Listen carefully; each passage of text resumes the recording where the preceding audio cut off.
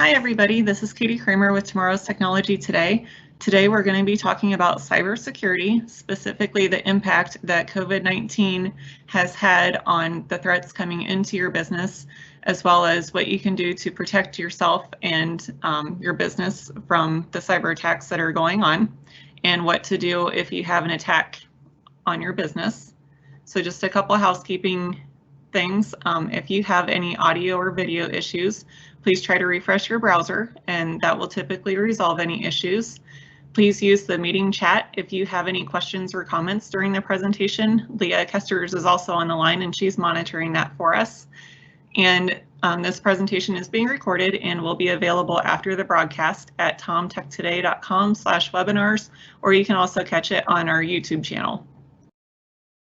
So since this is such a heavy topic, I thought I'd start off with a comic, but there's also a lot of truth to it. So the guy walks into the office and into his boss's office and says, "Our devices are now 100% secure." And the boss asks, "How did you do that?" And he said, "I turned them all off." So there is a lot of truth to that, and that if you have something connected to the internet, it is vulnerable for a security risk. And so we're just going to talk about the different measures that you can take to protect yourself. So first off, what is a cyber attack? So a cyber attack is any instance in which a party attempts to gain unauthorized access to a computer or computer network to do harm. These attacks are generally carried out with the goal of obtaining sensitive information, exposing information, or destroying files. And they come in a variety of different ways. So since the whole COVID-19 outbreak and the government's response to it, the Attorney General put out just a few examples of what's going on. So individuals and businesses selling fake cures for COVID-19 online and engaging in other forms of fraud, phishing emails, and we're going to talk about what those are in just a little bit, from entities posing as the World Health Organization or the CDC, malicious websites and apps that appear to share coronavirus-related information to gain and lock access to your devices until payment is received. That's ransomware. And seeking donations fraudulently for illegitimate or non-existent charitable organizations. And in light of telehealth being a thing now, medical providers obtaining patient information for COVID-19 testing and then using that information to fraudulently bill for other tests and procedures. So you really have to be careful. If you are using telehealth, contact your doctor's office and let them walk you through the steps. Don't just start going online and going to different medical websites to get advice. That can put you at risk. So HHS email spoofing. So HHS is Health and Human Services, which is a government organization. So this is just an example of a phishing email that we're seeing. So basically for phishing emails, like phishing itself comes from fishing, like throwing your line into the water and seeing what you catch. So kind of the same thing. A cyber attacker is going to send you an email, and they might spoof an email address or send you a bogus link, and give you an attachment, all those kinds of things that can put your computer at risk. So this one specifically, let's just talk about kind of the different parts. So up at the top in the from, you'll see it comes from healthcare organization, and it has contact at letsachievehealth.com. So always be suspicious of those email addresses. That's the first place to kind of take a look. And then the website, make sure that you hover over the website, and it's going to give you a little pop-up box, and that's actually where you're going to be directed to. So if you just use a touchpad on a laptop, you might want to switch over to using a regular mouse when you're doing this, just because if you're using a touchpad, you might accidentally click the link, and once it goes, it could easily execute a file and start doing whatever malicious activity it's going to do. And then the other thing is just to take a look at those attachments and make sure that it actually is that Word document or PDF that you were expecting. So here's an example of a CDC email spoofing. So the CDC and the World Health Organization have always been a target for the most spoofed organizations. And especially now that people are on guard with the COVID-19 pandemic. So just know that you need to go out to different government sites and go to medical sites that you trust to get your information. Don't trust on the government, like sending you an email letting you know the latest and greatest updates on what's going on with the pandemic. They can also come in the form of a text message. So here an attacker is using the shortage of surgical masks and all the different masks that people are making right now, and trying to get you to click on the link, and you can either pick up a mask or you can help them make them, or those kinds of things. Just know that the Red Cross is not sending that stuff out. So if you want to pitch in, or if you're trying to find a mask, like, go out and look for legitimate sites. Spoofing internal HR. So a lot of communication going on with HR as they're trying to figure out what to do with their staff. So this is something that it can be very tricky to identify, just because so many people in HR, like, their names are out there. They're a representative of the business to people outside of your company. So that makes them a very easy target. Again, just make sure that you're looking at the email address, the name on it, kind of the communication style, the links that are in it, and the attachments. So the Paycheck Protection Program is a government-run program, and it is designed to provide a direct incentive for small businesses to keep their workers on payroll. It is a real thing, but also know that it's also getting attacked, just like the WHO and the CDC. So make sure that you're going to home.treasury.gov to get all your information for that program. And then here, the COVID-19 ransomware. So the FBI just sending out that warning of the COVID-themed scams that are going on, and letting you know about the campaign that they're doing and how they're trying to get into your business system. So here we have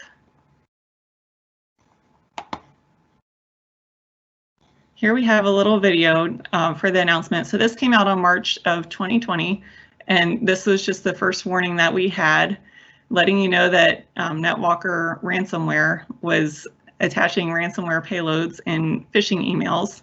So it's letting you know that it's coming in as an email. And the email attachment was named coronavirus_COVID-19.bbs. And the attachment will save an encryptor within a temporary directory, which that's typical of a virus, that it's going to install on your temp location. So there's the file, and they're just pointing out that it's in that temporary directory. And then they're going to run that ransomware payload, and that's going to create and run the encryptor. And that encryptor, what that means is that your files, when your files get encrypted, they're getting locked. So now they're going to open up a message. And there it's highlighting for us, this is just business, and to prove our seriousness, we will decrypt you one file for free. Just open our website, upload the encrypted file, and get the decrypted file for free. And then it just gives instructions of how to get your one file for free, or else you have to pay the ransomware to get all your files. So anytime that this happens, please work with your IT person, whoever you use for support, and let them know, let them work with the FBI or whatever government agency we need to get this taken care of. Ransomware is very hard to track down, so it's also extremely expensive, and it can cost you your business. So here's another update from the FBI, just letting you know about the COVID-19 phishing email indicators, and just letting you know, again, take a look at who it's coming from, the links that are in the email, the attachments that are on it, anything that looks suspicious, anything, just saying, hey, yeah, go ahead and donate whatever money to this charity. Don't do it. Make sure that you're talking with the person and making sure that it's a real request, and then the technical details of what they're looking for. So basically, they're going to try, when you get a phishing attack, they're going to try to get you to provide information to them, and basically you're doing the hard work for them. So it can be anything from Microsoft 365 credentials, redirecting you to different services. So you really have to be careful. So here are just a few, this is also from the FBI, just kind of what the emails look like, the file names that are with them. So a lot of COVID-19 examples in here, as well as like the attachments. So again, just the file names that are in there. And then on this one, we have the associated URLs, so the website address and kind of where they're going, and then the information that the FBI is requesting. So if you've been a target, they would like for you to provide a copy of the email and the attachments. Of course, don't open the email. And again, please use your IT person or whatever you use for support and let them do the work for you. Don't try to handle all this stuff yourself, because these guys are so smart and you don't want to put your business at risk. So recommended mitigations, like we talked about, making sure that you are only opening legitimate attachments and links within emails.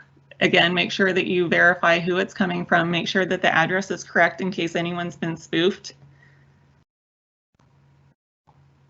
And then make sure that you're using strong passwords and make sure that you are backing up.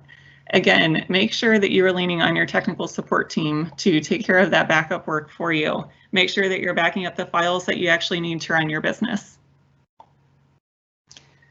And here's the reporting information. So if you do encounter something for COVID-19, especially if it's not on the list, make sure that we're letting them know so that they can do their job, and letting them know of anything that's new that's not on the list.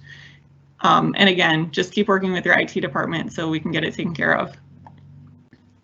So the threats. So of course they come in a whole variety of different ways, from hackers, viruses, spam, phishing, adware. That's all those little ads that are on your favorite websites. Make sure that you're not clicking on those. If you see like a beautiful piece of furniture when you're looking at a news website, please don't click on it. Please just go out to the site and do your shopping there. Don't click within those ads, because a lot of times those can contain viruses. So the other thing to know is that typically a hacker can watch you over several months just to observe your communication style and to see if they can get your passwords. It's very easy for them to do, and you'll never know that they're doing it. So, and that's a great way for them to potentially get access to someone else, like let's say someone in accounting, and get them to send them money. They could log in as you, encrypt all your files, and they can lock you out as well. So how to avoid phishing attacks. Make sure that you educate your staff and that they can practice recognizing the threats. So something that we do for a lot of our clients is we have a cybersecurity awareness program set up that we are able to send out like 10 minutes worth of videos that the staff is able to watch over the course of a month. And it just teaches them about all the different types of attacks that are out there. Just making them aware and just letting them know that this is how it works, this is what it is, what to be on the lookout for. And then I also set up a variety of templates that we're able to send to them. And honestly, I like to focus on like the different types of year. Like if it's at the end of the year and I know that a lot of people are looking at health insurance, I'll send out something that looks like a legit email about health insurance, but it's not. And if they're doing their homework and they're looking at who it's coming from, looking at the link or the attachment, they should be able to tell that it's a bogus email, and then they're able to report it. If they miss it and they accidentally click on the link, it will give them a little tutorial about what to look for in those email messages. And that's been something that's been very helpful for a lot of our clients. So whatever you choose to do, but just make sure that you're educating your staff on what to look for and make sure that they're practicing recognizing those threats that are out there. So protection measures at a client level, again, make sure that you have strong passwords. So it used to be that a lot of businesses kind of forced their employees to change their password like every 30, 60, 90 days. That's no longer the case. They're not suggesting that anymore because people make their passwords like password 123, something that's way too simple to guess. You want something that's strong, something that has like probably at least 12 characters for the most part if you can, and then something that's alphanumeric, a capital letter maybe in there, and special characters. Multi-factor authentication, this is something else that we're setting up for a lot of our clients. So, and that's what the picture is, just to make sure that everyone understands what it is. So basically on my computer, if I go to log into a website, it's going to send me a code to my phone that I also need to type in just to make sure that it's me. And again, this is just an extra step, extra layer of security, just to make sure that people aren't able to steal your password and log in as you. Regular operating system and software updating and patching. So again, that's something, lean on your technical support to make sure that they are keeping you up to date for all your operating system and your software. And staff training. So again, make sure that you are educating your staff on their awareness and let them practice and help them learn what they need to know. And again, make sure that you're backing up and lean on your technical support for that. So password management, this is something that we did a webinar on a few weeks ago. So I just wanted to go over this again.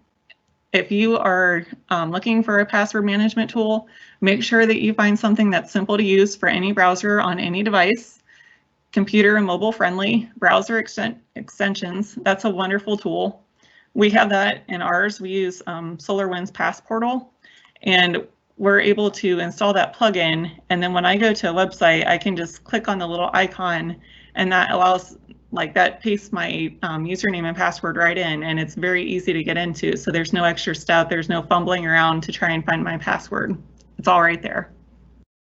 Security is a must. Multi-factor authentication to get your passwords. Again, that's a big deal for us, and that's something that we want to make sure that our clients are doing. And then end-to-end encryption. So that means when the data is at rest as well as when it's in transit. Active deployment, not at the end of its life. Auto updates is good, and nothing that's open source. You get what you pay for with those kinds of tools.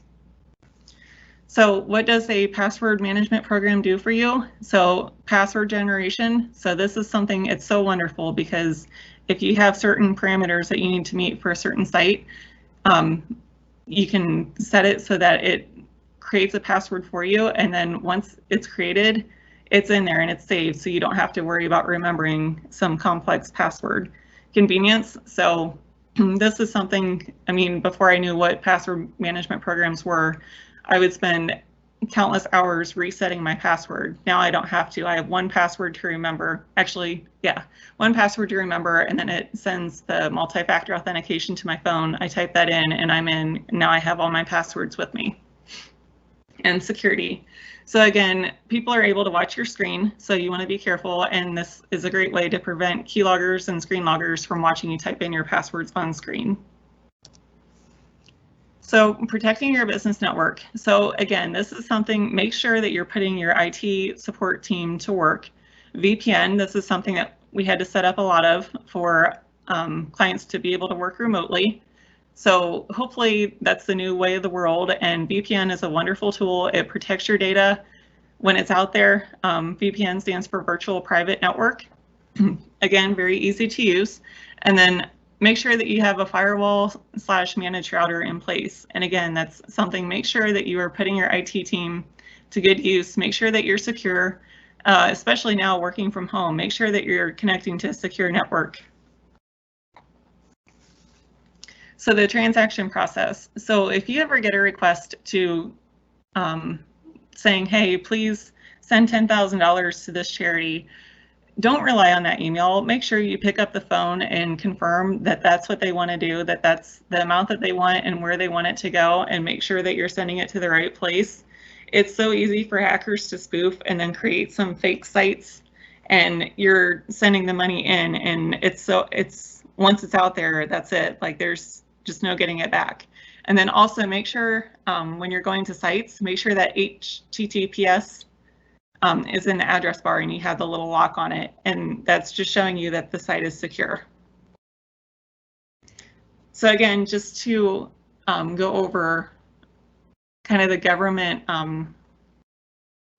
announcements, what they're encouraging individuals to do is just to take precautions. So avoid clicking on those links.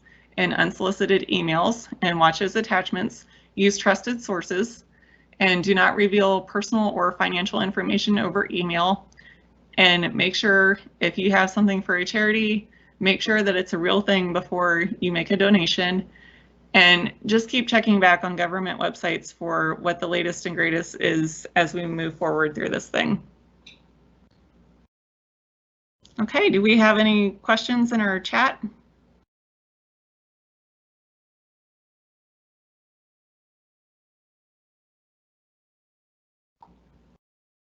That's pretty quiet, so. Okay, well, thank you so much. And if anybody has any questions, please feel free to reach out at 419-678-4600. Thanks.